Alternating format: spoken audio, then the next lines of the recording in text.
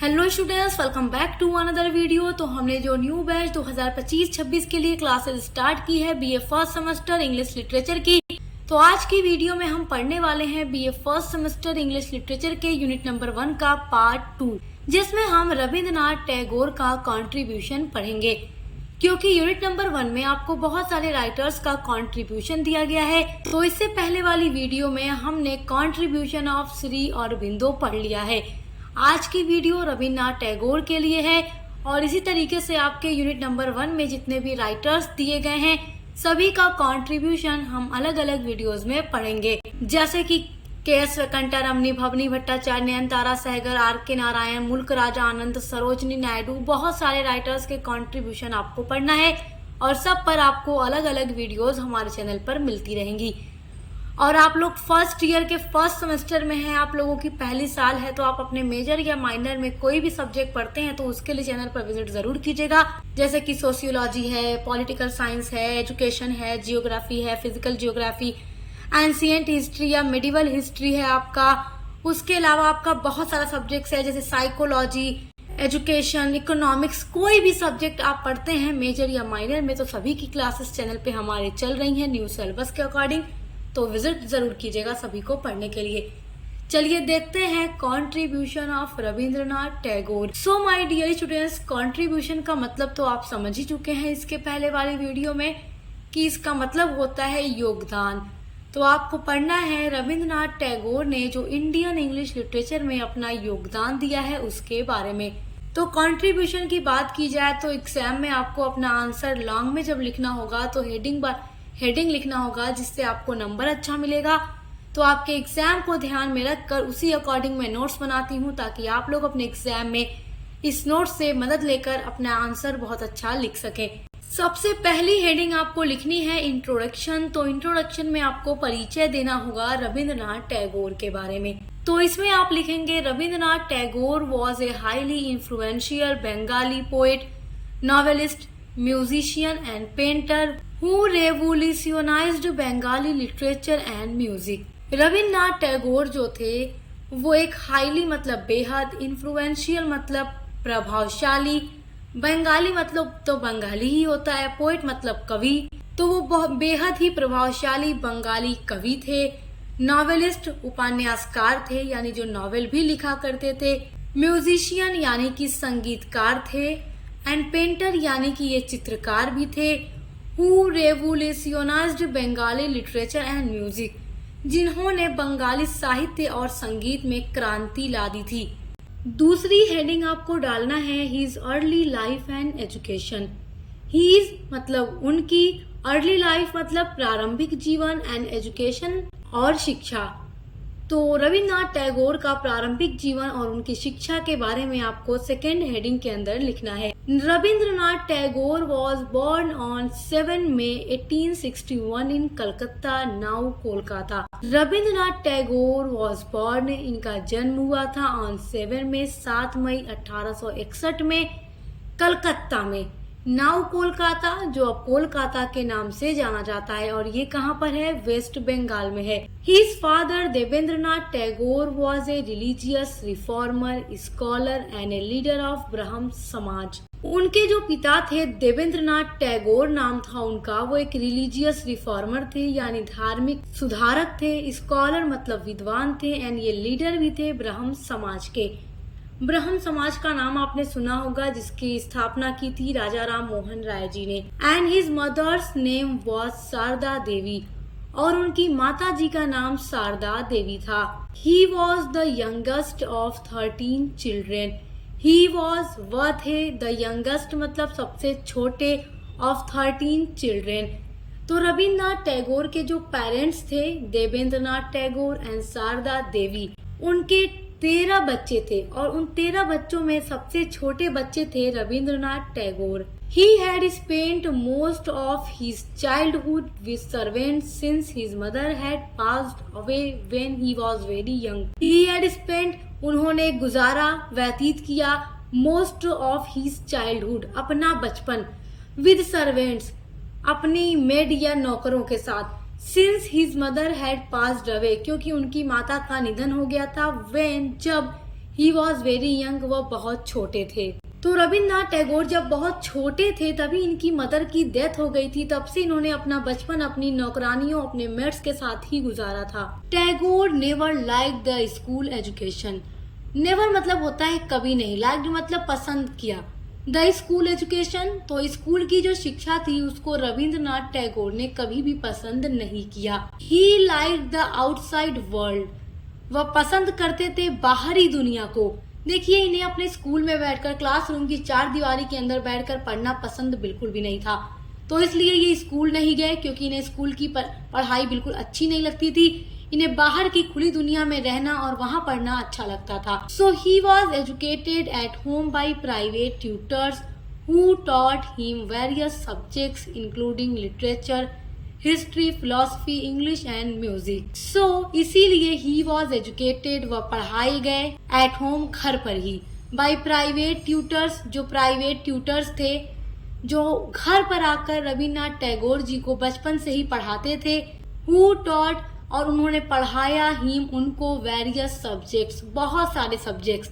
तो रविन्द्रनाथ टैगोर ने घर पर ही रहकर अपने ट्यूटर से बहुत सारे सब्जेक्ट्स के बारे में पढ़ा, इंक्लूडिंग, और उन सभी सब्जेक्ट्स में शामिल है लिटरेचर। तो इन्होंने लिटरेचर यानी साहित्य के बारे में पढ़ा, हिस्ट्री यानी इतिहास के बारे में पढ़ा, फिलोसफी यानी दर्शन के बारे में पढ़ा, इंग्लिश एंड म्यूजिक, और इन्होंने इंग्लिश के साथ साथ म्यूजिक के बारे में भी पढ़ा। तो इतने सारे सब्जेक्ट्स का अध्ययन वो घर पर ही रहकर करते हैं और हर एक सब्जेक्ट्स में बहुत ज्यादा महारत भी हासिल करते हैं। He briefly studied law in England but return to India without completing his degree, और वो अपनी आगे की पढ़ाई के लिए इंग्लैंड भेजे जाते हैं। तो ये लॉ की पढ़ाई करने के लिए इंग्लैंड जाते हैं, बट ही रिटर्न, लेकिन वो वापस आ जाते हैं टू इंडिया, अपने देश Bharat, without completing his degree, और इनकी लॉ की जो पढ़ाई थी वो उसको पूरी भी नहीं करते हैं और अपनी लॉ की पढ़ाई बिना पूरी किए ही ये अपने देश इंडिया वापस लौट जाते हैं। तो इनकी एजुकेशन के बारे में आपको ये सारा कुछ लिखना होगा इस हेडिंग के अंदर। थर्ड हेडिंग आपको डालनी है हीज कॉन्ट्रीब्यूशन। हीज मतलब उनका, कॉन्ट्रीब्यूशन मतलब योगदान। तो इस हेडिंग के अंदर आपको रविन्द्रनाथ टैगोर का कॉन्ट्रीब्यूशन पूरा एक्सप्लेन करना होगा, और आपके सिलेबस में जो टॉपिक मेन दिया गया है वो कॉन्ट्रीब्यूशन ही है, तो इसलिए एग्जाम में आपको ये हेडिंग जरूर मेंशन करनी होगी। Tagore began writing poetry at a young age. Rabindranath Tagore बहुत ही छोटे थे तभी से इन्होंने पोएट्री लिखना शुरू कर दी थी, कविताएं लिखना शुरू कर दी थी। Publishing his first short story Bhanu Simha at 16, और 16 ईयर की एज में इनकी first short story Bhanu Simha published हुई थी। He was a prolific writer in various genres including poetry, novels, plays, short stories, essays and songs। और ये बहुत ही ज्यादा फेमस राइटर्स थे हर एक जेनरे के। जेनरे मतलब होता है शैली, वेरियस मतलब विभिन्न विभिन्न प्रकार की शैलियों में ये राइटर्स थे। जैसे कि ये पोएट्री भी लिख सकते थे और लिखते भी थे, इनकी बहुत सारी पोएट्री का कलेक्शन है। ये नॉवेलिस्ट थे, ये नॉवेल्स भी लिखते थे, प्लेस यानी ड्रामाज ये लिखते थे। प्ले कहिए या ड्रामा कहिए, बात एक ही होती है। शॉर्ट स्टोरीज लिखते थे, एसेज भी लिखते थे एंड सॉन्ग्स भी लिखते थे। टैगोर हैज 2230 यानी 2230 सॉन्ग्स इन हिज कलेक्शन। तो इनकी सॉन्ग के कलेक्शन में 2230 सॉन्ग्स हैं, which composed and they are known as Rabindra Sangeet, जो कि कंपोज्ड हुई हैं और उनको रविंद्र संगीत के नाम से जाना जाता है। इन 1901 में टैगोर एस्टैब्लिश्ड ए स्कूल शांति निकेतन, ए स्मॉल टाउन नियर बोलपुर इन वेस्ट बंगाल। 1901 में रविन्द्रनाथ टैगोर ने एस्टैब्लिश्ड मतलब की स्थापना की या बनाया ए स्कूल, एक विद्यालय, शांति निकेतन। शांति निकेतन नाम की जगह पर उन्होंने शांति निकेतन नाम का एक स्कूल खोला, जो कि नजदीक था, एक स्मॉल टाउन के नजदीक था, जिसका नाम बोलपुर है, इन वेस्ट बंगाल, पश्चिम बंगाल में। लेटर मतलब होता है बाद में, यानी आगे चलकर। The school became a college and then a famous university, Vishwa Bharati. तो इनके द्वारा खोला गया वो स्कूल, जो कि छोटा सा एक स्कूल था, शांति निकेतन, बाद में वो एक कॉलेज बनता है और फिर बाद में एक यूनिवर्सिटी के नाम से ये पूरे विश्व में फेमस हो जाता है। यूनिवर्सिटी का नाम है विश्व भारती। टुडे यानी आज के टाइम में students from different parts of the world come here to study. और जो स्टूडेंट्स हैं, छात्र हैं फ्रॉम डिफरेंट पार्ट्स यानी अलग अलग जगहों के, अलग अलग देशों के, ऑफ द वर्ल्ड इस दुनिया के, कम हेयर यहाँ आते हैं टू स्टडी पढ़ाई करने के लिए। अब चौथी हेडिंग आप डालेंगे मेजर वर्क्स। आपके कंट्रीब्यूशन में मेजर वर्क जरूर होना चाहिए कि रविन्द्रनाथ टैगोर ने क्या क्या लिखा है। तो इनके कुछ फेमस वर्क के नाम यहाँ पर मैंने नोट किया है, आप ये नाम एग्जाम में जरूर लिखिएगा और इनके मेजर वर्क्स को बहुत अच्छे से अपने एग्जाम की कॉपी में हाईलाइट कीजिएगा ताकि एग्जामिनर को पता चल सके कि हाँ आपने ये मेन इंपॉर्टेंट चीजें हाईलाइट की हैं, दिखाई है। अब हाईलाइट का मतलब ये मत समझिएगा कि जो आप हाइलाइटर ही यूज करते हैं अपनी बुक को हाईलाइट करने के लिए वो एग्जाम में भी कर दे, नो। चाहे आप ब्लैक स्केच से लिखिएगा या इन्वर्टेड कॉमा के अंदर लिखिएगा या ब्लैक पेन से लिखिएगा ताकि वो चीजें दिखती रहें। तो देखिए इनके मेजर वर्क्स में शामिल है चित्रा जो कि इन्होंने लिखा है, उसके अलावा वाल्मीकि प्रतिभा इन्होंने लिखा है, गोरा लिखा है, गीतांजलि लिखा है, द पोस्ट ऑफिस लिखा है, द व्रेक लिखा है, the home and the world लिखा है। इसके अलावा भी बहुत सारा कुछ इन्होंने लिखा है बट कुछ इंपॉर्टेंट चीजें यहाँ पर मैंने नोट कर दी हैं आपको लर्न करने के लिए। फिफ्थ हेडिंग आप डालेंगे अवार्ड। रविन्द्रनाथ टैगोर को बहुत बड़े अवार्ड से सम्मानित किया गया था। He was awarded the famous world Nobel prize for literature. He was awarded, उन्हें सम्मानित किया गया था the famous world Nobel prize, विश्व प्रसिद्ध नोबेल पुरस्कार से, फॉर लिटरेचर, साहित्य के लिए, for his book of poetry Gitanjali in 1913। तो रविन्द्रनाथ टैगोर की एक पोएट्री की बुक थी गीतांजलि जो कि पब्लिश हुई थी 1912 में और उसी गीतांजलि पोएट्री की बुक पर रविन्द्रनाथ टैगोर को 1913 में यानी कि 1913 में नोबेल पुरस्कार से सम्मानित किया गया था और ये फर्स्ट नॉन यूरोपियन थे जिनको नोबेल प्राइज का अवार्ड दिया गया था।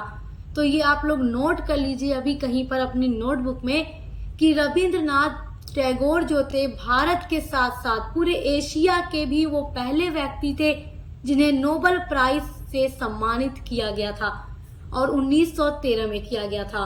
द ब्रिटिश क्राउन, ये देखिए ब्रिटिश होगा, ठीक है, BRITISH, ओके। ब्रिटिश क्राउन यानी कि जो ब्रिटिश सरकार थी, अवॉर्डेड हिम नाइटहुड।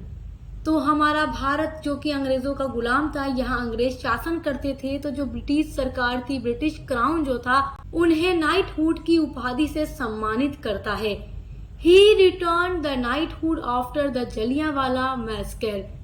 तो नाइटहुड की उपाधि से जब ब्रिटिश क्राउन इन्हें सम्मानित करता है, उसके बाद जो जलियांवाला हत्याकांड हुआ था, आप लोगों ने हिस्ट्री में पढ़ा भी होगा जलियांवाला हत्याकांड।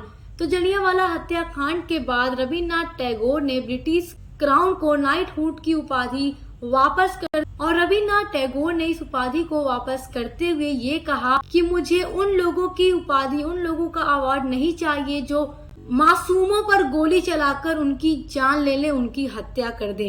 तो मुझे ऐसे लोगों की उपाधि नहीं चाहिए। ये कहकर उन्होंने इस उपाधि को ठुकरा दिया, हमेशा के लिए रिटर्न कर दिया ब्रिटिश क्राउन को। 6 हेडिंग आप डालेंगे डेथ, इसमें लिखेंगे Nobel laureate Rabindranath Tagore died at the age of 80 on August 7 in 1941। Nobel laureate मतलब नोबेल पुरस्कार विजेता रविन्द्रनाथ टैगोर की मृत्यु 80 साल की उम्र में 7 अगस्त 1941 को हो गई थी। तो बस इसी तरीके से मेरे प्यारे स्टूडेंट्स, आप लोगों को अपने एग्जाम में रविन्द्रनाथ टैगोर जी का कंट्रीब्यूशन लिख करके आना है। तो बहुत ही इजी लैंग्वेज में ये नोट्स मैंने आपके लिए तैयार किया है और इसी तरीके से मैं आपकी सभी यूनिट्स को कंप्लीट करा दूंगी हर एक सब्जेक्ट की। तो आपको एग्जाम के लिए बिल्कुल भी टेंशन नहीं लेना है और एग्जाम में क्वेश्चंस कैसे आएंगे, आंसर किस तरीके से लिखना होगा, शॉर्ट लॉन्ग, हर एक चीज के बारे में मैं आपको वीडियोस के थ्रू बता दूंगी। तो सभी के लिए मैं अलग अलग वीडियोस बनाऊंगी, आपको बिल्कुल भी टेंशन नहीं लेना है। चैनल को सब्सक्राइब करके बेल आइकन को प्रेस कर ले ताकि आने वाली वीडियोस के नोटिफिकेशन आपको मिलते रहे। अब मिलते हैं अगली वीडियो के साथ।